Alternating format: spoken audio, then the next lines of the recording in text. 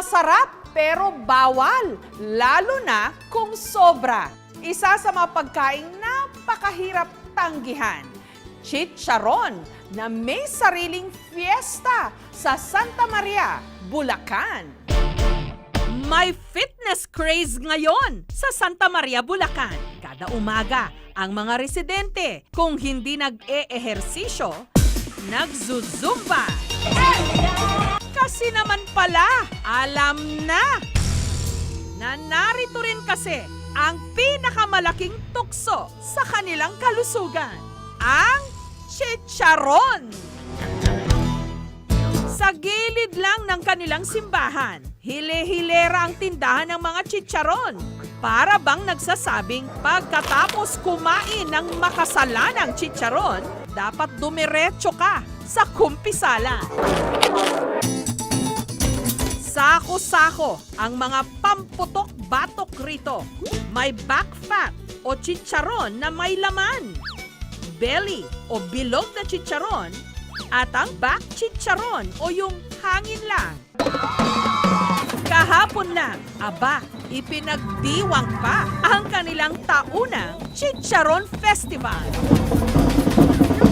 Ang mahigit 100 baboy na ito, binalatan para iprito sa mga kawa.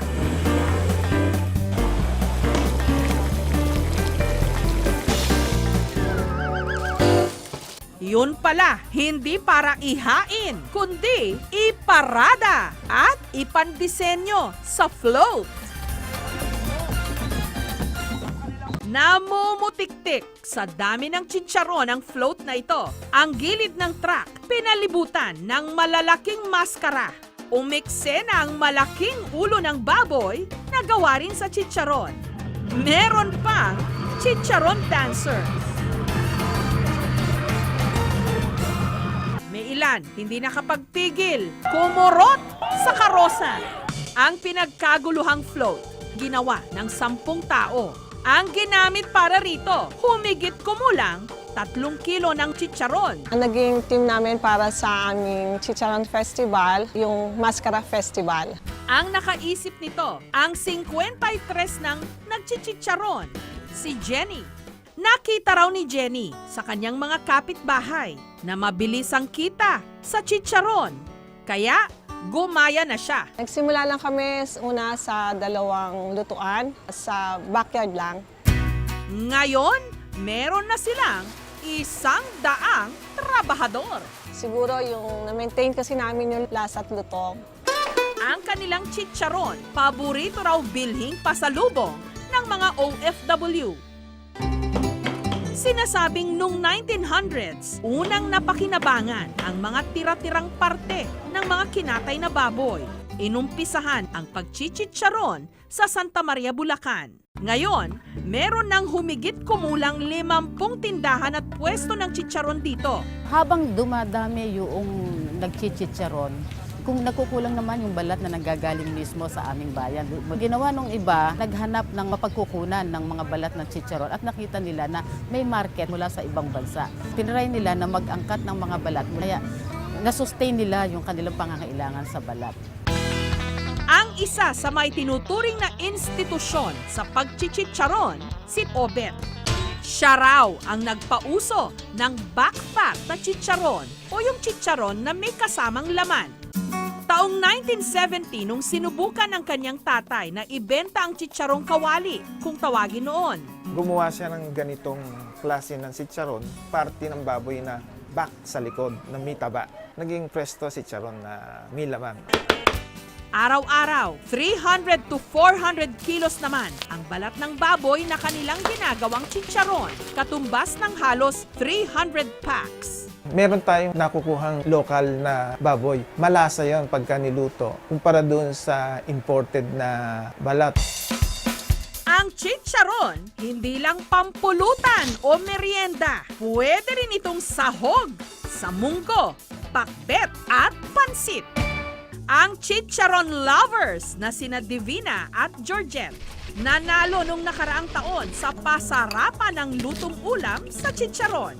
Ang kanilang winning dish, crusted chicken with salsa and chicharon, in white sauce. Sosyal. Competition po kasi last year, market basket po siya. Kung ano lang po yung available na ingredients na nandun, yun lang po yung gagamitin namin. Ang manok, idinip sa white sauce. Pinaikot sa dinurog na chicharon. Ilalagay na po natin yung salsa. At saka binudburan ulit ng durog na chicharon. Ang ganda lang kasi nagko-complement yung alat tsaka yung anghang. Award, mga 5 tikim. Ang ilang mga estudyante naman sa iba't ibang eskwelahan sa Bulacan nagtagisa ng galing sa paggawa ng panghimagas na chicharon. Isa sa mga sumali, si Chef Christian at ang kanyang estudyanteng si Jerwin. Ang kanilang pakulo, pinagsamang crunchiness at crispiness ng Sans Rival at chicharon.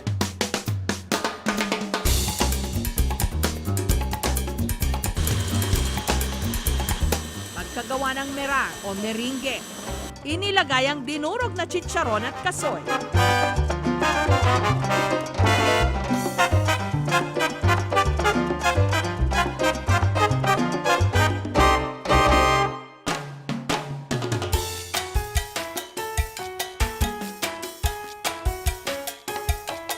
Ngayon, i-layer na natin yung ating chicharon mirang kasama yung ating buttercream.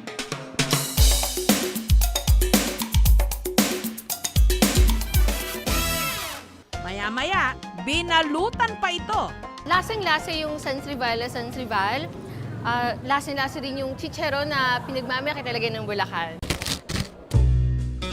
Ang pambato naman ng magkakaklase na sina Judy Ann, Jean at Precious. Chicharon chocolate crepe cake. Maganda yung combination niya kasi di ba yung crepe, ano siya, medyo malambot siya para siyang pancake. Then yung chicharon naman is crispy. Una natin gagawin ay yung filling.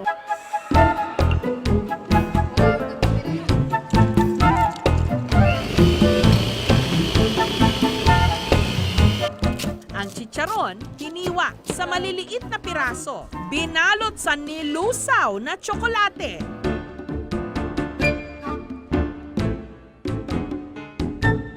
Gawin naman natin ay crepe. Kailangan natin ng egg, flour, milk, saka sugar.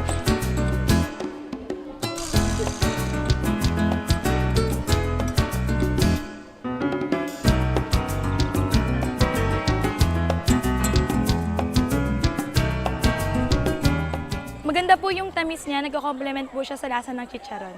Masarap, pero masama, lalo na kapag sinobrahan. Kaya muling paalala lang po, hinay-hinay lang. Ang chicharon, mataas yung sodium or yung salt content. Ihalo natin doon sa mga pagkaing mataas ang nutritious content. Oh, chicharon! Layuan mo ko! Sa mga nagbabalak na ito'y lantakan.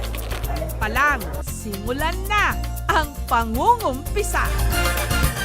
Mga kapuso, kung nagustuhan niyo po ang videong ito, subscribe na sa GMA Public Affairs YouTube channel. And don't forget to hit the bell button for our latest updates.